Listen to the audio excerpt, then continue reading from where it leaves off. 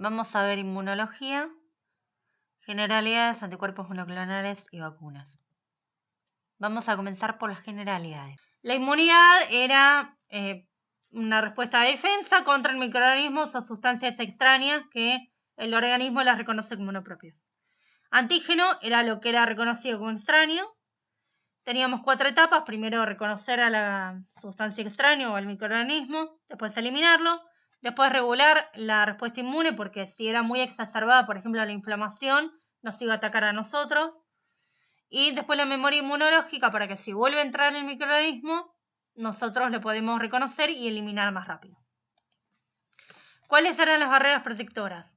Teníamos físicas como por ejemplo la piel, el moco, químicas como el ácido clorhídrico del estómago, o también enzimas podía ser, y biológicas que era la flora, por ejemplo la flora intestinal que estaba ocupando, estaba colonizando el intestino y entonces impedía que otros microorganismos patógenos ocuparan ese lugar porque ya estaban ellas. Y después la respuesta inmune innata o adaptativa. La respuesta inmune innata es la primera que se pone en marcha, es rápido que se pone en marcha. Obviamente diferencia lo que es nuestro y de lo que no. De eso hay otra cosa que les quiero decir. Si nosotros no tenemos la capacidad de diferenciar lo que es nuestro de lo que no, el sistema inmune va a atacar a cosas nuestras. Esas son las enfermedades autoinmunes. Por eso es una enfermedad, porque no es normal que ataque a nuestro propio organismo. Entonces, respuesta inmune innata es rápido, diferencia lo propio de lo no propio. No genera memoria, porque como dije es muy inespecífico. Por ejemplo, es el tema de la inflamación. La inflamación era calor, rubor, tumefacción, dolor y pérdida de función, en la cual, por ejemplo, llegaba más cantidad de sangre al sitio de la infección y a través de la mayor cantidad de llegada de sangre, por eso está caliente, porque la sangre es caliente, por eso se pone rojo. Tumefacción es que se hincha, dolor obviamente que te duele y pérdida de función que pierde la funcionalidad del órgano. Y a través de la sangre llegaban, por ejemplo, glóbulos blancos que teníamos de varios tipos y cada uno tenía la función de atacar a algo en particular. Entonces por eso tenemos distintos tipos de glóbulos blancos. ¿Qué eran los macrófagos? Eran células que se encontraban en los tejidos. Esto es otra cosa. Uno de los glóbulos blancos se llaman monocitos. Cuando están en sangre se llaman monocitos. Cuando pasan al tejido se llaman macrófagos. Es lo mismo. Entonces, cambian un poco, pero serían lo mismo. El macrófago era una sustancia que lo que hacía era fagocitar, por ejemplo, microorganismos, y cuando los fagocitaba los degradaba porque tenía pH ácido, tenía además enzimas que lo degradaban, y después vomitaba el excedente y lo depositaba en la superficie. ¿Para qué era eso? Para que después, al encontrarse, por ejemplo, acá, había puesto el ejemplo de un monstruo que comía personas. Entonces, después de que la digería, ponía en la superficie del monstruo, ponía la cabeza, los bracitos, las piernitas, todo como trofeo.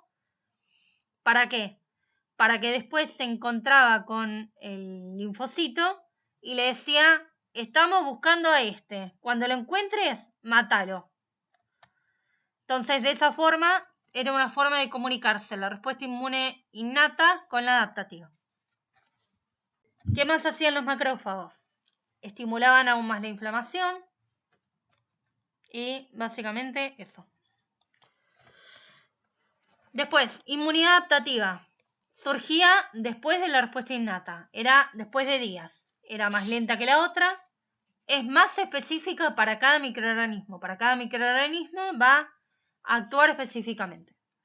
¿Cuáles eran las estrellas de la inmunidad adaptativa? Los linfocitos B, los T, los B, y los B secretaban anticuerpos. ¿Qué quiere decir? Que genera memoria inmunológica, que si me vuelvo a cruzar con el microorganismo ese, voy a poder eliminarlo más rápido porque ya lo voy a haber reconocido.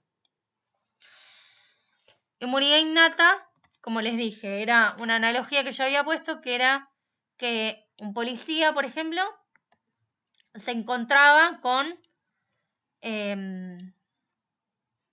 por ejemplo, había un asesino serial suelto en un pueblo. Yo no sabía, o mejor dicho, policía no sabía cuál era. Entonces, a todas las personas que no conoce, las echa de la ciudad por las dudas. Que eso es lo que pasa con la inmunidad innata. A todo lo que ingresa extraño lo echa. Ahora, inmunidad adaptativa es que el policía reconoce ya, sabe cómo es la cara del asesino serial. Y entonces lo busca y se encarga de él específicamente. Dentro de los linfocitos tenemos de dos tipos, los linfocitos T y los linfocitos B. Los linfocitos T, a su vez, se dividen en dos tipos. En realidad de más, pero bueno, los principales son de dos tipos. Los T helper, también llamados CD4 positivos, y los linfocitos T citotóxicos, o también llamados CD8 positivos. Los linfocitos T helper, justamente como el nombre lo indica, lo que hacen es ayudar a otras células a activarse para poder eliminar a los microorganismos. Los linfocitos T citotóxicos, por el contrario, lo que pueden hacer es ellos mismos matar a los microorganismos. Por otro lado, tenemos los linfocitos B, que lo que pueden hacer es secretar anticuerpos. ¿Qué es un anticuerpo? Es básicamente esta estructura de acá, son glicoproteínas y tienen una porción donde se puede unir el antígeno. ¿Qué función pueden tener los anticuerpos? Tienen muchas. Por nombrar un par, es que por un lado el antígeno, al estar unido a esta estructura, si el antígeno es un microorganismo, por ejemplo, no puede ingresar porque tiene toda esta estructura que le está bloqueando, entonces no puede ingresar al interior de la célula. Por otro lado, por ejemplo, lo que permite es que, por ejemplo, los macrófagos tienen receptores que se unen en esta parte, entonces eso permite que hacer como un puente entre el antígeno y el macrófago y permite que el antígeno pueda ser fagocitado. Aplico la vacuna acá y van a ver que lo primero que el linfocito B, lo primero que empieza a producir es un tipo de anticuerpo que se llama IgM. Después empieza a cambiar el tipo de anticuerpo que genera y genera un tipo de anticuerpo que se llama IgG. La IgG era más específico para ese microorganismo, por eso cambiaba de IgM a IgG. Después, obviamente con la vacunación, después te terminas curando, entre comillas, porque no te llegas a enfermar, pero bueno, como que te curas o disminuye la respuesta inmune. Y después, cuando te encontrás con con el microorganismo ese en la vida real para el cual fuiste vacunado, va a haber linfocitos B que por primera vez vieron a ese microorganismo, entonces van a generar IgM, pero además quedaron linfocitos B de memoria que van a reconocer rápido a ese microorganismo y van a empezar a secretar IgG en gran cantidad. Esto pasaba con antígenos que eran de origen proteico. Si eran de hidratos de carbono, se acuerdan que no había el cambio de IgM a IgG, sino que siempre íbamos a tener IgM. Entonces, si tenemos una vacuna que está hecha con base de hidratos de carbono, lo que hacen es pegarle al hidrato de carbono, le pegan una proteína para que haya el pico de IgG. ¿Cómo se hace para la obtención de antídotos para venenos de serpientes? Bueno, por un lado, se logra obtener el veneno de serpiente y con ese veneno obtenido se inocula al caballo para que el caballo pueda generar anticuerpos contra el veneno de serpiente. Entonces, en el caso de que a mí me pique una serpiente de esa misma especie, a mí me pueden inyectar los anticuerpos que generó el caballo, que son contra el veneno de la serpiente. Obviamente al caballo se lo inyecta con una cantidad mínima de veneno, porque la idea no es matarlo. Y por otro lado, algo que hay que tener en cuenta es que el anticuerpo son proteínas de caballo. Entonces yo también puedo reaccionar ante el anticuerpo generado por el caballo porque también es ajeno a mi organismo. Después, esto de policlonalidad. Yo tengo el antígeno que tiene distintos epitopes, que eran las partes que eran reconocidas por el anticuerpo.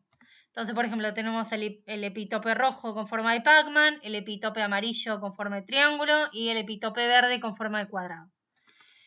Entonces, cuando yo inmunizo a una persona con este antígeno, va a haber distintos linfocitos B que me van a generar anticuerpos, algunos contra el Pac-Man rojo, otros contra el triángulo amarillo y otros contra el cuadradito verde.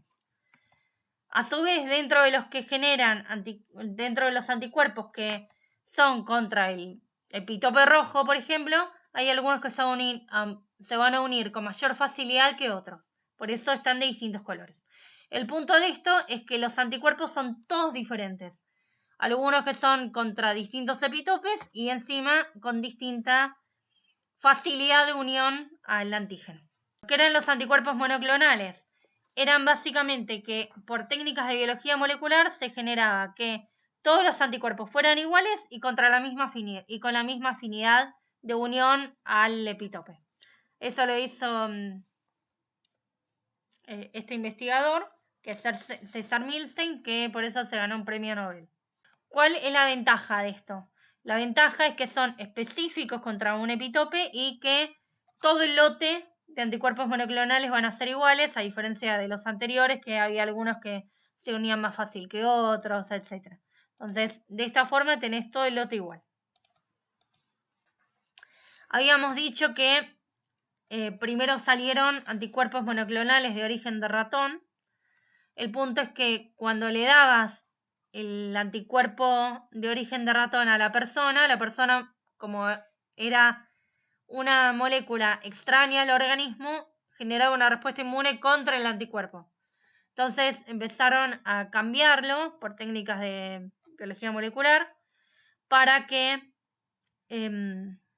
básicamente tuviera mayor porcentaje de proteínas de humano.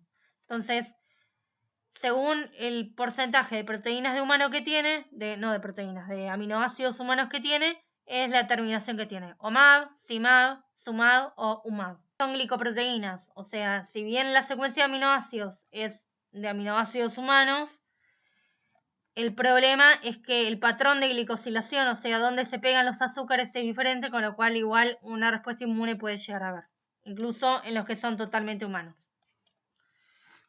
Bueno, ¿para qué se usaban? Era para el tema de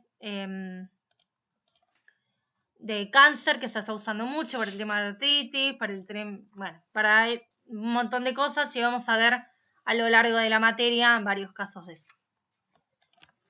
Las vacunas, bueno, la historia no importa. Algunas cosas para destacar. Como dije, hay individuos que no responden a las vacunas. Esos se llaman no respondedores, que no se sabe por qué, es como si no hubieran sido inmunizados, que después se agarran la enfermedad y se la agarran igual de potente que si no hubiera estado. Después, que tienen efectos adversos, sí, pero como dije, son leves en la mayoría de los casos, y los que son un poco más graves son en muy, muy baja proporción. Algunas personas tienen reacciones alérgicas a algunos de los componentes, con lo cual, si tenés reacción alérgica y son de varias dosis, te vas a aplicar la primera y después ya no te la aplicas más. La cadena de frío, que había algunos lugares donde no había heladeras, entonces se complicaba vacunar a las personas porque hay que mantener la cadena de frío. Y después personal entrenado, que hace falta personas que sepan lo que están haciendo porque hay que dar una inyección. Los componentes de la vacuna es el inmunógeno, que es lo que te va a generar la respuesta inmune. Adyuvantes, que lo que hacía era potenciar la respuesta inmune. Por ejemplo, lo que podía hacer era que yo tuviera que dar menos cantidad de inmunógeno o menos dosis, o aumentaba la respuesta porque aumentaba la inflamación, o generaba aumento de respuesta de linfocitos T, no solo de anticuerpos. Y después, bueno, conservadores, estabilizadores y antibióticos, porque uno de los componentes es agua y puede ser contaminado. vacunas a microorganismos enteros. Estaban vivos o muertos. Las ventajas era que al ser un microorganismo entero tenías un montón de regiones para que pueda darse la respuesta inmune. Y además que si algún epitope era compartido por otra especie, básicamente podía reaccionar igual. Las desventajas era que el cuerpo podía reaccionar muy fuerte, el microorganismo podía evadir de alguna forma la respuesta inmune, entonces si lo das a todo el cuerpo puede llegar a evadir la respuesta inmune, y que hay epitopes con los cuales se reacciona más fácil, pero lamentablemente no generan tanta memoria. Después, a microorganismos atenuados, que obviamente están vivos y obviamente son enteros. Entonces, la ventaja de esto es que puede infectarse y propagarse en la población, porque bueno, perdieron la capacidad de generar enfermedad, pero aún así se pueden replicar. Como son bien potentes debido a que se pueden replicar, no necesitan ayudantes, requieren pocas dosis. La respuesta es de linfocitos T y de linfocitos B, inmunidad de larga duración. Que se pueda contagiar entre la enfermedad de ese microorganismo atenuado puede generar inmunidad de rebaño. El tema es que se puede revertir esa capacidad de no enfermar, entonces a inmunosuprimidos no se le puede dar, si bien la proporción es muy baja, no se le puede dar a inmunosuprimidos y ni tampoco a gente que está conviviendo con ellos. Y acá tienen algunos ejemplos como la VSG, el antirrubiola. Después la inmunidad de rebaño, lo que dije, que cuanto mayor población hay que está vacunada, menos riesgo hay de que se propague la enfermedad. Microorganismos muertos, que básicamente no pueden replicarse porque están muertos. Lo único que da es la estructura para que lo reconozca y se monte la respuesta innata. Como no se pueden replicar, la reacción inmune es menos potente, con lo cual hacen falta varias dosis y adyuvantes. La respuesta es sobre todo de anticuerpos, no de linfocitos T. Y como no se puede replicar, no se da la inmunidad de rebaño debido a que se contagian entre sí, sino que en la inmunidad de rebaño se da si la mayoría de la gente está vacunada. Las vacunas a su inmunidad son partecitas. Lo que importa es que uno puede seleccionar qué partecita es la que genera mayor capacidad de respuesta inmune. No infectan, obviamente, porque es una parte, por ejemplo, una proteína. Y no hay tantas reacciones inflamatorias graves en el organismo porque es una proteína, justamente lo que está dando. La contra es que si estás haciendo una respuesta inmune con una proteína y la mutó el microorganismo, ya no tenés más respuesta inmune. Requieren ayudantes y la respuesta de anticuerpos. Vacunas de ADN y ARN. Como dije, se inyectaba el ADN que pasaba a ARN y después a proteínas, entonces a través de la maquinaria de la persona pasaban a proteínas y se montaba la respuesta inmune sobre la proteína. Y la vacunología reversa era que a través de herramientas bioinformáticas se estudiaba al microorganismo, se medía cuál proteína, por ejemplo, iba a ser útil para una respuesta inmune potente a largo plazo, generar memoria. Obviamente, si se están estudiando proteínas o ADN, vacunas a hidratos de carbono que no funcionan. Después las vías de administración, tenemos los ángulos según a dónde necesitas clavar, intramuscular, subcutánea e intradérmica. Intramuscular y subcutánea se da acá en el muslo en bebés, en intramuscular en adultos se da en el deltoides, en subcutánea se da acá donde está marcado. Intradérmica te tiene que quedar como una gotita. Y la oral era para inmunidad del sistema digestivo, por ejemplo, vacuna de rotavirus que ataca el sistema digestivo. Si lo estás dando por vía oral, estás activando la inmunidad ahí. Hay vacunas que se dan varias juntas, eso por ejemplo es la doble viral, la triple viral, la bacteriana, doble bacteriana, bueno, todas esas son que se dan varias juntas en la misma formulación. Que algo esté en el calendario de vacunación es que podés pedirlo gratuito, es obligatorio y sin receta podés ir al hospital y que te lo apliquen. Que hay una penalidad y se va a requerir esto para salir del colegio, entrar al colegio, de inscripción, digo. pedir el DNI, bueno, ese tipo de cosas. ¿Y por qué las vacunas no se vacunan? El movimiento antivacunas y los mitos que hay.